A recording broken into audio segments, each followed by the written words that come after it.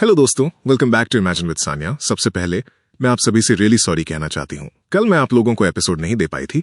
चलो अब आज का एपिसोड शुरू करते हैं। मेहंदी का वो गहरा और खौफनाक रंग कुहू की हथेली पर पूरी तरह से रच चुका था। रात के 11 बजने वाले थे। रायचंद मेंशन के लॉन में अब सिर्फ गेंदे के फूलों की महक और कुछ बिखरे हुए पत्तों के सिवा कुछ नहीं बचा था। मेहमान अपने अपने कमरों में लौट चुके थे। कुहू भारी कदमों से सीढ़ियां चढ़ते हुए अपने कमरे में पहुंची। उसने जैसे ही कमरे का भारी दरवाजा बंद किया, वो वहीं फर्श पर बैठ गई। उसका पूरा शरीर दर्द से टूट रहा था, लेकिन दिल का दर्द उस शारीरिक थकान से कहीं ज्यादा था। उसकी नजरें बस अपनी दाईं हथेली के ठीक बीचों बीच टिक गईं, जहां आर्यन ने वो बड़ा सा ए लिखा था। कुहू उठी और भागते हुए बाथरूम में गई। उसने नल चालू किया और पानी की तेज धार के नीचे अपना हाथ रख दिया। वो पागलों की तरह अपने दूसरे हाथ से उस ए को रगड़ने लगी। निकल जाओ, मिट जाओ, वो सुबकते हुए खुद से कह रही थी।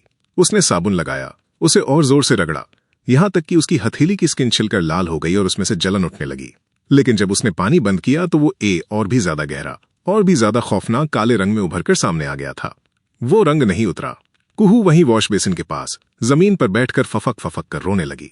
तभी कमरे के दरवाजे पर एक बहुत ही हल्की सी दस्तक हुई। कुहू हड़बड़ा कर उठी। उसने अपने आंसू पोंछे, तौलिए से अपने हाथ सुखाए और दरवाजा खोला। सामने शर्मा जी और सरला जी खड़े थे। उनके चेहरों पर वो खुशी तो थी, लेकिन साथ ही एक मीठी सी उदासी भी थी, जो एक बेटी की विदाई से पहले माता पिता के चेहरे पर आती है। कुहू बेटा, सो तो नहीं रही थी तू? शर्मा जी ने बहुत ही प्यार से पूछा। कुहू ने अपनी उस दर्द भरी सच्चाई को अपने सीने की गहराइयों में कहीं दफना दिया और अपने चेहरे पर एक बहुत ही प्यारी लेकिन झूठी मुस्कान सजा ली। नहीं पापा, आइए ना, आप लोग इतनी रात को। सब ठीक तो है ना? सब बहुत अच्छा है मेरी बच्ची, सरला जी ने अंदर आते हुए कहा। उन्होंने कुहू को अपने गले से लगा लिया। आर्यन जी ने तो मेहमानों से भी बढ़कर हमारा ध्यान रखा है। बस हमें नींद नहीं आ रही थी। कल तेरी शादी है और फिर तू हमेशा के लिए इस घर की हो जाएगी। सरला जी की आंखें भर आईं। शर्मा जी ने अपनी जेब से एक बहुत ही पुराना लाल रंग का मखमली डिब्बा निकाला। वो डिब्बा थोड़ा घिसा हुआ था, जो रायचंद मेंशन की इस करोड़ों की चकाचौंध के सामने बहुत ही मामूली लग रहा था। शर्मा जी ने वो डिब्बा कुहू के सामने खोला। अंदर सोने की 2 बहुत ही पुरानी और खूबसूरत चूड़ियां रखी हुई थीं। ये तेरी दादी की चूड़ियां हैं कुहू, शर्मा जी की आवाज कांप रही थी। हम आर्यन जी जितने अमीर तो नहीं हैं कि तुझे करोड़ों के हीरे जवाहरात दे सकें। उन्होंने तो वैसे ही तुझे इतने गहनों से लाद दिया है, लेकिन ये चूड़ियां, ये हमारा आशीर्वाद हैं। कल शादी के मंडप में इन्हें जरूर पहनना। इससे हमें लगेगा कि हमारा प्यार हमेशा तेरे हाथों में है। कुहू का दिल किसी कांच के बर्तन की तरह चकनाचूर हो रहा था। वो चूड़ियां सिर्फ गहने नहीं थे, वो उसके पापा की जिंदगी भर की कमाई, उनका प्यार था। और वो ये सब उस खूंखार डेविल के लिए दे रहे थे, जो सिर्फ एक दिखावा कर रहा था।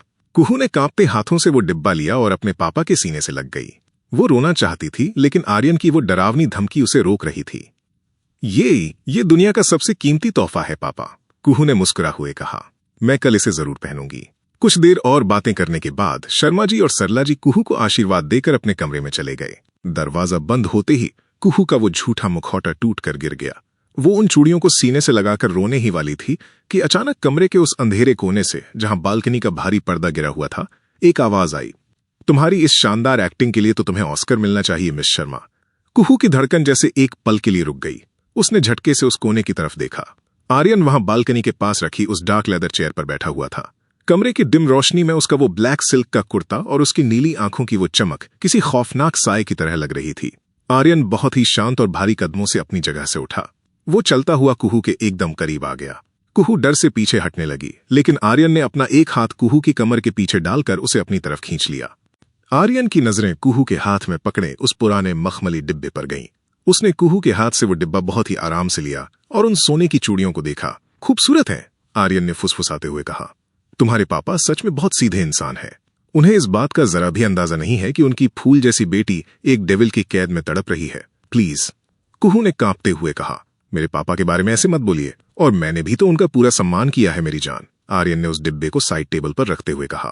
मैंने कहा था ना, अगर तुमने उनके सामने एक भी आंसू बहाया तो वो तुम्हारी सबसे बड़ी गलती होगी, लेकिन तुमने बहुत अच्छी बेटी होने का फर्ज निभाया।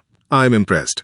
आर्यन ने कुहू का वो हाथ उठाया जिस पर उसने मेहंदी से अपना नाम लिखा था। उसने देखा कि कुहू की हथेली रगड़ने की वजह से छिलकर लाल हो चुकी थी, लेकिन वो ए और भी ज्यादा गहरा हो गया था। आर्यन की जॉलाइन सख्त हो गई। उसकी आंखों में एक अजीब ऑब्सेशन तैरने लगा। उसने कुहू की उस लाल छिली हुई हथेली को अपने होठों के पास ले जाकर ठीक उस ए के ऊपर एक बहुत ही गहरा और पॉजिटिव किस किया। तुम इस रंग को रगड़कर मिटाने की कोशिश कर रही थी ना कुहू? आर्यन ने उसकी हथेली को मजबूती से पकड़ते हुए कहा। ये रंग तुम्हारी स्किन पर नहीं, तुम्हारी रूह पर चढ़ा है। कल सुबह तुम हमेशा के लिए आर्यन रायचंद की मिसेज बन जाओगी। अब चैन से सो जाओ, क्योंकि कल की रात बहुत लंबी होने वाली है। आर्यन कमरे से बाहर निकल गया। रात का वो भारी सन्नाटा और आर्यन की दी हुई वो खौफनाक धमकी कुहू के जहन में किसी पुरानी फिल्म की तरह बार बार चल रही थी। थकावट और डर के मारे वो उसी ठंडे फर्श पर दीवार से टिक कर कब सो गई उसे पता ही नहीं चला। जब उसकी आंखें खुली तो कमरे की बड़ी सी कांच की खिड़कियों से सुबह की सुनहरी धूप अंदर आ रही थी। कुहू ने अपनी भारी पलकें खोली। उसके शरीर का पोर पोर दर्द कर रहा था।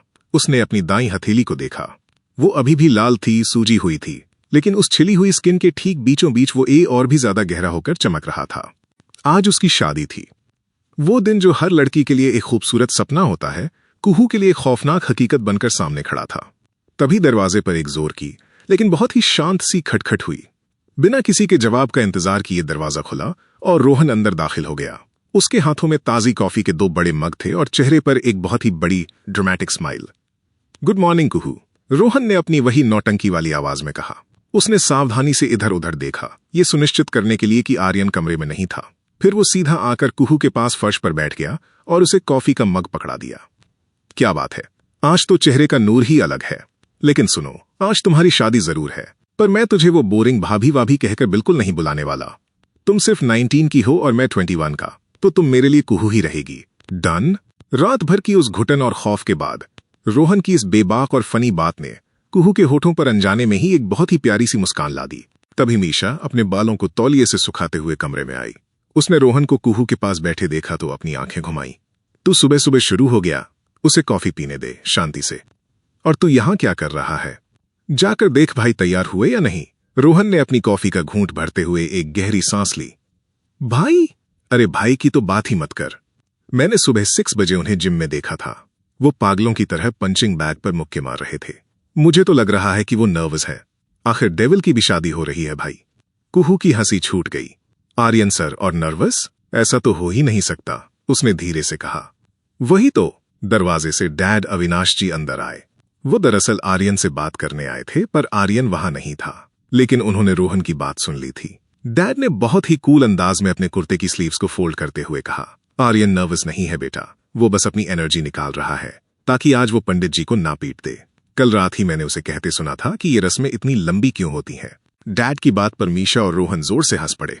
डैड चलते हुए कुहू के पास आए और उन्होंने बहुत ही प्यार से कुहू के सिर पर हाथ रखा। तैयार हो जाओ मेरी बच्ची, आज से इस घर का रिमोट कंट्रोल तुम्हारे हाथों में है और उस हिटलर को झेलने की ताकत भगवान तुम्हें भरपूर दे। कोई भी प्रॉब्लम हो सीधा मुझे या दादी को बताना। ये परिवार, ये मीशा, ये रोहन, ये डैड, ये सब कितने अच्छे थे।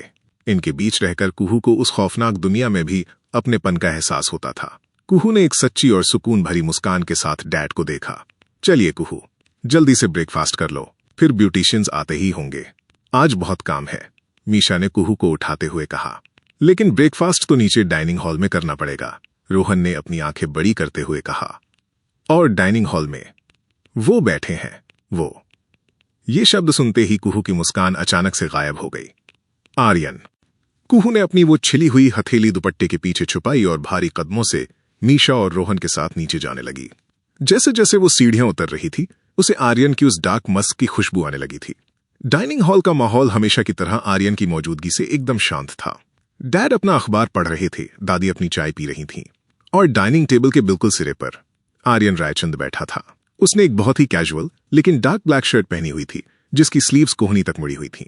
उसका ध्यान अपने टैबलेट पर था, लेकिन जैसे ही कुहू ने हॉल में कदम रखा, आर्यन की वो नीली खतरनाक नजरें टैबलेट से हटकर सीधे कुहू पर आकर टिक गईं। कुहू के कदम वहीं ठिठक गए।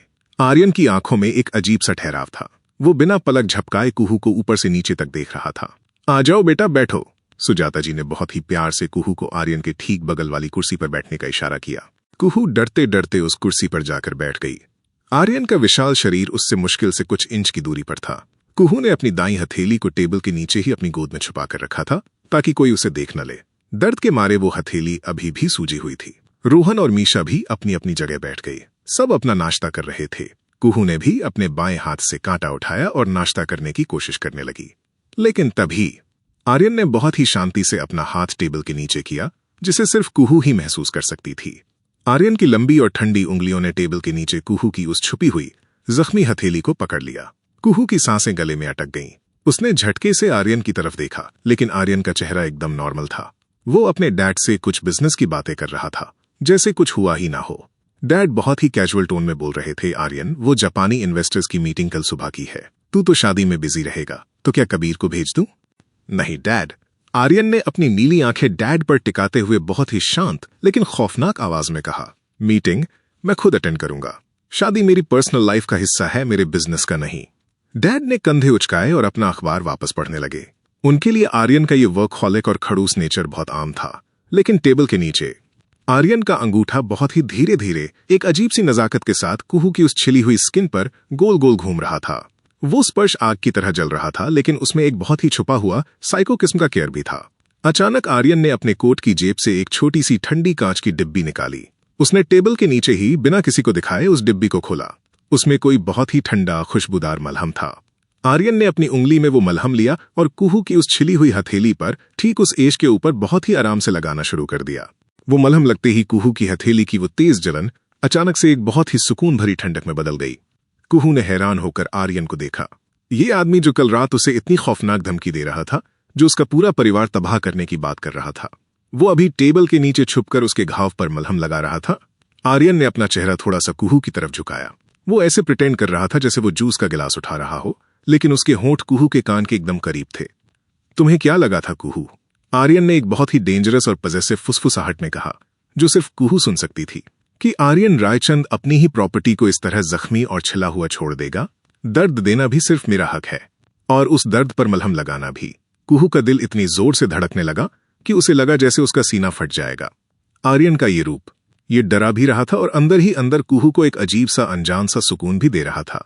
वो समझ नहीं पा रही थी कि ये इंसान आखिर है क्या, शैतान या रक्षक। मलहम लगाने के बाद आर्यन ने कुहू का हाथ बहुत ही मजबूती से एक बार दबाया और फिर उसे छोड़ दिया। वो अपनी जगह से उठा।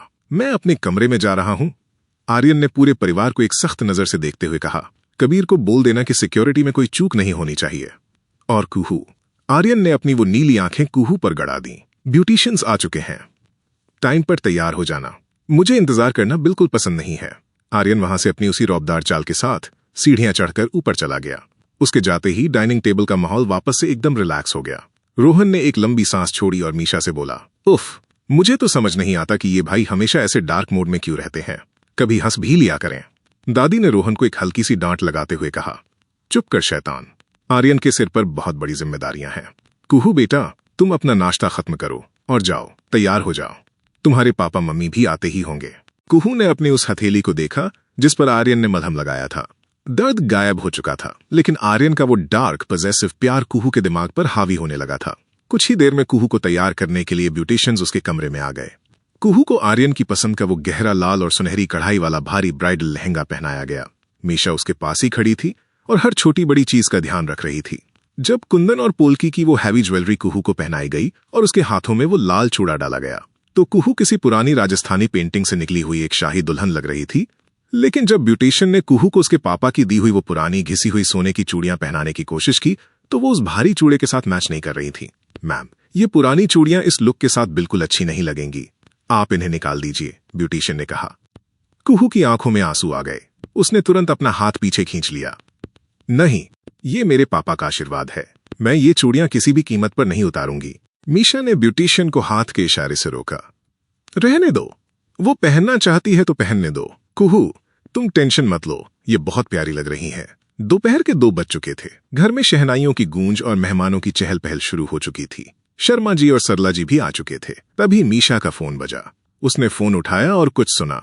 उसके चेहरे पर एक हल्की सी मुस्कान आ गई। कुहू, भाई नीचे आ चुके हैं, पंडित जी ने मंडप में बुला लिया है, अब तुम्हारी बारी है। मीशा ने कुहू का दुपट्टा ठीक करते हुए कहा। कुहू ने आईने में खुद को आखिरी बार देखा। उसका वो 19 साल का मासूम सा चेहरा उस भारी लिबास के नीचे कहीं छुप सा गया था। उसकी धड़कनें बेकाबू हो रही थीं। अब कोई रास्ता नहीं था, उसे सीढ़ियां उतरकर उस डेविल के पास जाना ही था। कुहू मीशा का हाथ पकड़कर धीरे धीरे कमरे से बाहर निकली। रायचंद मेंशन का वो विशाल हॉल आज किसी भव्य महल के दरबार में तब्दील हो चुका था। हर तरफ मोगरे और गुलाब के फूलों की खुशबू फैली हुई थी। मेहमानों की भीड़ थी, लेकिन कुहू की नजरें सीढ़ियां उतरते हुए सिर्फ एक ही जगह पर जाकर टिक गईं।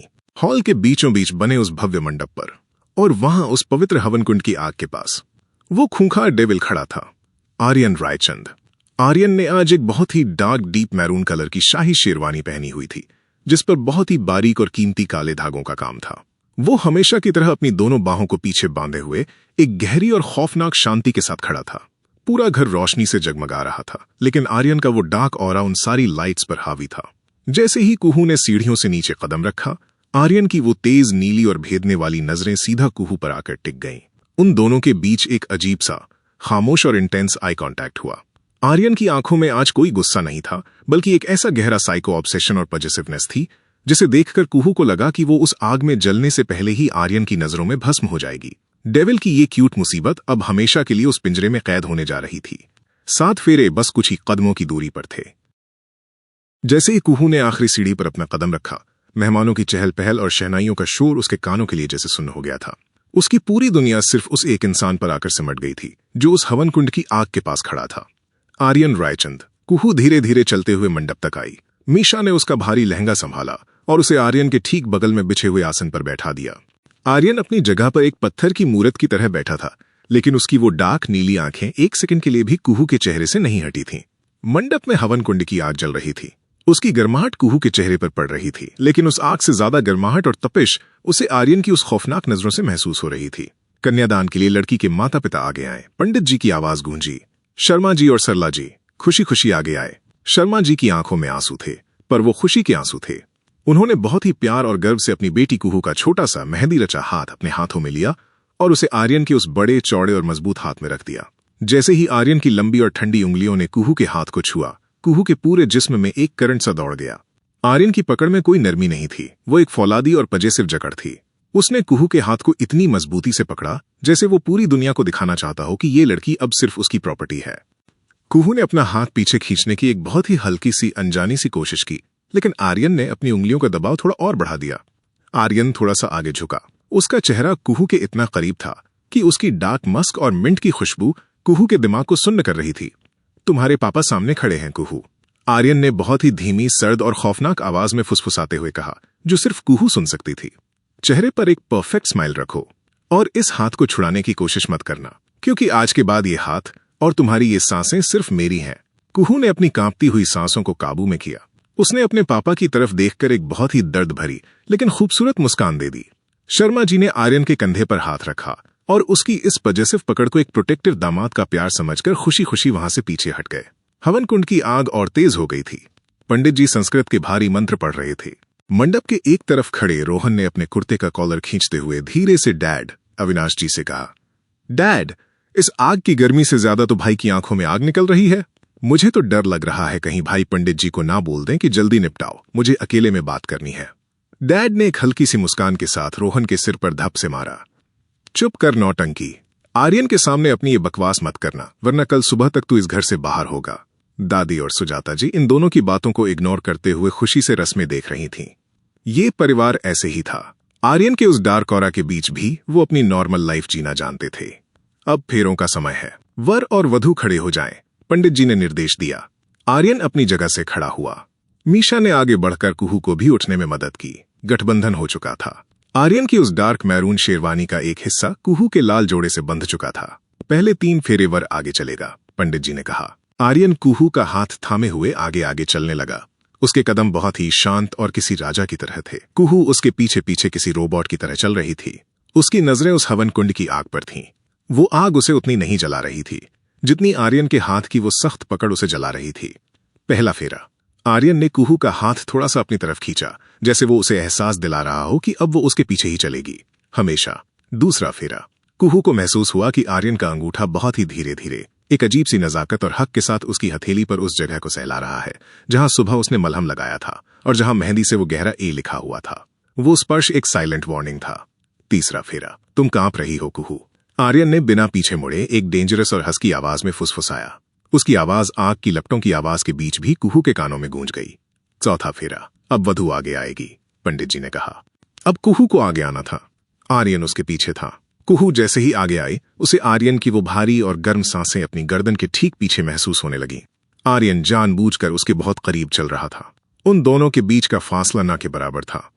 इन 7 फेरों के साथ तुम मेरी हर कैद पर अपनी मंजूरी की मुहर लगा रही हो मेरी जान। आर्यन की वो डीप आवाज कुहू के कानों में किसी जादू की तरह गूंज रही थी। कुहू डर रही थी, उसका दिल बुरी तरह धड़क रहा था, लेकिन उस डर के बीच आर्यन का वो भारी प्रोटेक्टिव ऑरा उसे एक अजीब सा अनजाना एहसास भी दे रहा था, जैसे अब इस दुनिया की कोई ताकत उसे नुकसान नहीं पहुंचा सकती। 7 फेरे पूरे हुए, दोनों वापस अपनी जगह पर बैठ गए। अब आखिरी और सबसे अहम रस्म बाकी थी। पंडित जी ने आर्यन की तरफ एक छोटी सी चांदी की डिब्बी बढ़ाई जिसमें सुर्ख लाल सिंदूर था। पूरे हॉल में एकदम सन्नाटा छा गया। सब सांसें रोके उस पल का इंतजार कर रहे थे। रोहन और डैड भी अब सीरियस हो चुके थे।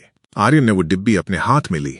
उसने अपनी गहरी नीली आंखों से कुहू के चेहरे को देखा। कुहू की आंखें डरी हुई थीं, उसकी पलकें कांप रही थीं, उसकी सांसें इतनी तेज थीं कि उसका भारी नेकलेस ऊपर नीचे हो रहा था। आर्यन ने अपनी एक उंगली में वो लाल सिंदूर लिया। वो थोड़ा आगे झुका। कुहू ने डर के मारे अपनी आंखें कसकर बंद कर लीं। उसे लगा आर्यन ये सिंदूर भी किसी खौफनाक और गुस्से वाले तरीके से भरेगा। उसे लगा कि इस डेविल का टच उसे चोट पहुंचाएगा। लेकिन जैसे ही आर्यन की ठंडी उंगली कुहू के माथे पर पहुंची, उसका वो स्पर्श अचानक से बहुत ज्यादा सॉफ्ट हो गया। कोई खुरदरापन नहीं, कोई जल्दबाजी नहीं, कोई गुस्सा नहीं। आर्यन ने बहुत ही आराम से, एक अजीब सी नजाकत और गहरे अधिकार के साथ वो सुर्ख लाल सिंदूर कुहू की मांग में भर दिया। वो सिंदूर कुहू के माथे पर गिरकर उसकी उस ग्लोइंग स्किन पर एक बहुत ही खूबसूरत लाल निशान बना गया। कुहू ने धीरे से अपनी आंखें खोली। आर्यन का चेहरा उसके चेहरे के एकदम करीब था। आर्यन की वो नीली आंखें जो हमेशा खौफ से भरी रहती थीं, उनमें इस वक्त एक अजीब सी गहराई थी। एक ऐसा साइलेंट प्रॉमिस था जो कह रहा था, तुम सिर्फ मेरी हो, और अब अगर किसी ने तुम्हारी तरफ आंख उठाकर भी देखा तो मैं इस दुनिया को राख कर दूंगा। उसने कुहू के गले में वो भारी हीरे और सोने का मंगलसूत्र भी पहना दिया। विवाह संपन्न हुआ। पंडित जी की आवाज गूंजी, आज से आप दोनों पति पत्नी हैं। हॉल में तालियों की आवाज गूंज उठी। रोहन ने जोर से सीटी बजाई और डैड ने हंसते हुए उसे चुप कराया। दादी ने आगे बढ़कर दोनों को आशीर्वाद दिया, लेकिन कुहू के लिए वो तालियां, वो आवाजें सब धुंधली हो गई थीं। वो मांग में सिंदूर और गले में वो भारी मंगलसूत्र पहने बस बुत बनकर बैठी थी। वो अब आधिकारिक तौर पर कानूनी और धार्मिक रूप से द डेविल, आर्यन रायचंद की पत्नी बन चुकी थी। विदाई का समय आ गया। कुहू अपने माता पिता के गले लगकर रो रही थी। इस बार उसके आंसू सच्चे थे। वो उन्हें खोने के डर से नहीं, बल्कि अपनी उस आजादी को खोने के डर से रो रही थी जो आज इस मेंशन की दहलीज पर हमेशा के लिए खत्म हो गई थी। जल्दी आएंगे हम मेरी बच्ची, रो मत, शर्मा जी ने उसे संभालते हुए कहा। उन्होंने अपने आंसू पोंछे और आर्यन की तरफ देखा। आर्यन बेटा, हमारी इस गुड़िया का ख्याल रखना, ये बहुत मासूम है। आर्यन जो उनके पास ही खड़ा था, उसने बहुत ही शांत और गंभीर आवाज में कहा, आप बेफिक्र रहिए अंकल, अब इसकी हर सांस, इसकी हर खुशी और इसकी हर मुसीबत सब मेरी जिम्मेदारी है। मैं इसकी आंखों में कभी आंसू नहीं आने दूंगा। शर्मा जी और सरला जी के लिए ये एक दामाद का प्यार भरा वादा था, लेकिन कुहू जानती थी कि इन शब्दों के पीछे का असली मतलब क्या था। इसकी हर सांस मेरी जिम्मेदारी है। शर्मा जी और सरला जी खुशी खुशी एक सुकून के साथ वहां से विदा हो गए। उनके जाने के बाद हॉल में खड़े बाकी मेहमान भी धीरे धीरे जाने लगे। रायचंद परिवार के लोग भी थक चुके थे और अपने अपने कमरों की तरफ बढ़ गए। रात के 11 बज चुके थे। मीशा कुहू का हाथ पकड़कर उसे सीढ़ियों से ऊपर की तरफ ले जा रही थी। कुहू के पैर मानो भारी हो गए थे। अब वो आर्यन के उसी डार्क थीम वाले मास्टर बेडरूम की तरफ जा रही थी, लेकिन इस बार वो एक कैदी बनकर नहीं, बल्कि उस कमरे की मालकिन बनकर, उसकी पत्नी बनकर जा रही थी। कुहू, रिलैक्स, मीशा ने कुहू के ठंडे पड़े हाथों को सहलाते हुए कहा। मैं जानती हूं तुम नर्वस हो। भाई का ऑरा ही ऐसा है कि कोई भी डर जाए, लेकिन ट्रस्ट मी कुहू, डैड हमेशा कहते हैं कि भाई जो चीज अपनी मान लेते हैं उसकी हिफाजत वो अपनी जान देके भी करते हैं। वो बाहर से खड़ूस हैं, पर वो तुम्हें कभी कोई चोट नहीं पहुंचाएंगे। मीशा ने कुहू को उस भारी दरवाजे तक छोड़ा। उसने कुहू को एक रीअश्योरिंग, भरोसा दिलाने वाली स्माइल दी और वहां से चली गई। कुहू ने कांपते हाथों से वो दरवाजा खोला और अंदर कदम रखा। कमरा गुलाब और मोगरे के फूलों से सजा हुआ था। बेड के चारों तरफ वो सफेद और लाल फूल बिखरे हुए थे। कमरे में वही डिम लाइट जल रही थी जो उस डार्क थीम वाले रूम को और भी रहस्यमयी बना रही थी। कुहू अंदर आई और वो उस विशाल फूलों से सजे बेड के बीचों बीच जाकर सिकुड़कर बैठ गई। उसने अपना भारी लहंगा संभाला। उसकी धड़कनें इतनी तेज थीं कि उसे अपने ही सीने में दर्द महसूस हो रहा था। वो क्या करेगी जब वो शैतान इस कमरे में आएगा? वो उसकी पत्नी बन चुकी थी। क्या वो आज रात उस पे अपना हक जताएगा? क्या वो आज उसके उस बचे हुए गुरूर को भी तोड़ देगा? पूरा घर शांत हो चुका था। उस खामोशी में कुहू को सिर्फ दीवार घड़ी की टिक टिक सुनाई दे रही थी। तभी कमरे के दरवाजे का लॉक घुमा। क्लिक। कुहू की धड़कन जैसे उसके गले में आ गई। उसने घबराकर दरवाजे की तरफ देखा। दरवाजे पर आर्यन रायचंद खड़ा था। उसने अपनी उस भारी शेरवानी का ऊपरी हिस्सा उतार दिया था और वो सिर्फ उस डार्क मैरून ब्लैक सिल्क के कुर्ते में था जिसके ऊपर के 2 बटन खुले हुए थे। उसके बाल थोड़े बिखरे हुए थे और उसकी नीली आंखों में वही गहरा पॉजिटिव और साइको ऑब्सेशन था। आर्यन ने अंदर आकर अपने पीछे दरवाजा बंद किया और उसे अंदर से लॉक कर दिया। क्लिक। वो लॉक होने की आवाज कुहू के लिए किसी खतरे की घंटी की तरह थी। कमरे के उस भारी सन्नाटे में आर्यन के भारी कदमों की आवाज कुहू की तरफ बढ़ने लगी। कुहू ने अपनी आंखें कसकर बंद कर लीं और अपने भारी लहंगे को मुट्ठियों में भींच लिया। सुहाग रात की इस खौफनाक और इंटेंस रात में अब इस बंद कमरे में सिर्फ कुहू थी और उसका वो डेविल पति। आर्यन धीरे धीरे चलकर बेड के किनारे तक आ चुका था। उसका साया कुहू के ऊपर पड़ रहा था। आंखें खोलो मिसेज रायचंद। आर्यन की वो भारी सर्द और रोंगटे खड़े कर देने वाली आवाज कमरे में गूंजी। कुहू ने कांपते हुए अपनी पलकें उठाईं। आर्यन का चेहरा अब उसके बिल्कुल करीब था। उसने बेड पर अपना एक घुटना टिकाया और कुहू के ठीक सामने आ गया।